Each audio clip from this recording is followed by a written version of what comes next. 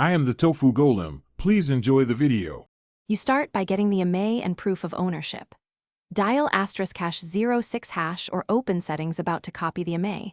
Write down make, model, carrier, and last known location. Once done, log into the account tied to the device, carrier or manufacturer, and keep purchase proof handy for verification.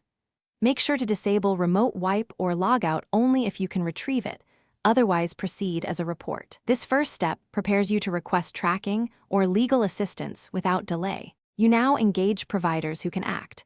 Call your mobile carrier and ask for an Imei trace and cell tower location ping. Explain it's urgent and provide ownership proof. Next, contact the manufacturer's support, Apple, Google, Samsung, and request activation of their Find My Device service if it's enabled. They can often push location checks.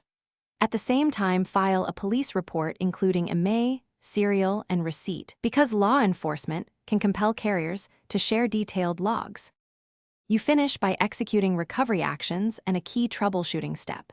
If carriers or manufacturer locate the device, follow their secure recovery protocol. Remote lock, coordinate with police, do not pursue suspects yourself. If the device isn't found, make sure the Imei you gave is exact and that the device was linked to your account.